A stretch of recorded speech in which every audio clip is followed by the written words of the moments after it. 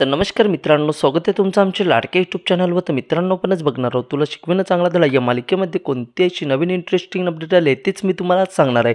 त्यात एक छोटीशी रिक्वेस्ट आहे मित्रांनो, चॅनलवर नवीन असाल तर चॅनलला सबस्क्राईब करून बेल आयकॉनला क्लिक करायला विसरू नका.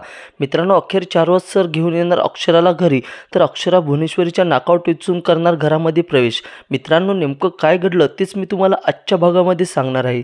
तर आता अक्षराची चूक नसतानाही ह्या भुवनेश्वरीने स्वतःच्या स्वार्थासाठी जो काही कांड केलेला असतो त्यावर आता पूर्णपणे पाणी फिरलेलं असतं. कारण की चारोस सर आता अक्षराच्या घरी तिला घेऊन येण्यासाठी आलेले असतात. मात्र अक्षराच्या बाबाला इतका राग आलेला असतो की ते अक्षराला पाठवायला साफ नकार देतात. मात्र चारोस सर आता भुवनेश्वरीचं खरं रूप आता अक्षराच्या आईबाबांसमोर आणतात. त्यामुळे अक्षराचे आईबाबा पूर्णपणे शॉक होतात. तितके तर अक्षर आता घरी येते. आता चारवस सरांना बघून ती पूर्णपणे शॉक होते.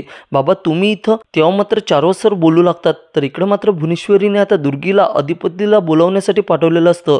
त्यामुळे ती आता अधिपतीच्या खोलीकडे निघते. तर इकडं मात्र आजी आता अधिपतीला सांगत असते, एक जादूगर गेलाय तुमचा संसार वाचवायला. मात्र आता अधिपतीला काही कळत नसतं. तो आता आजीला बोलू लागतो, कोण जादूगर आणि माझा संसार जादूगर कशाला वाचवणार.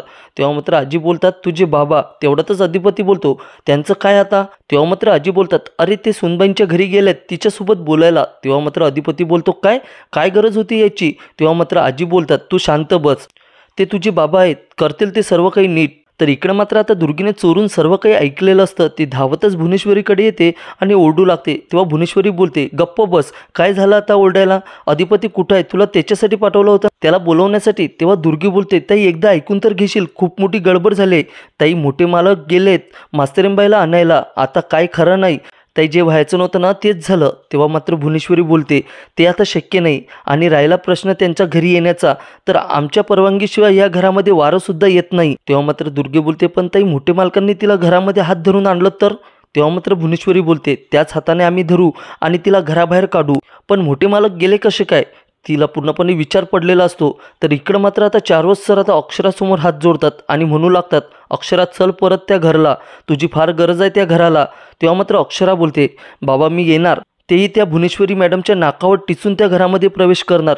मला माहिती आहे हा सर्व काही डब भुवनेश्वरी मॅडमचा आहे, पण आता जोवर मी त्यांचा खरा चेहरा सर्वांसमोर आणणार नाही तोवर मी शांत बसणार नाही. तेव्हा मात्र चारवस सर बोलतात, मी सुद्धा तुझ्या बाजूनेच आहे, पण तुला त्यासाठी त्या घरामध्ये राहावं लागेल, तू चल. मित्रांनो, जेव्हा अक्षरा घरामध्ये प्रवेश करणार तेव्हा त्या माजोलड्या भुवनेश्वरीचं काय रिॲक्शन असणार हे बघणं मात्र रंजक ठरणार आहे. तर मित्रांनो, आजचा भाग इथंच संपतो. अशाच नवीन अपडेट्ससाठी चॅनलला सबस्क्राईब करा. व्हिडिओ आवडल्यास लाईक आणि सबस्क्राईब करायला विसरू नका. तुला शिकविणं चांगला धडा या मालिकेचे डेली अपडेट बघण्यासाठी सबस्क्राईब करा आपल्या लाडक्या यूट्यूब चॅनलला.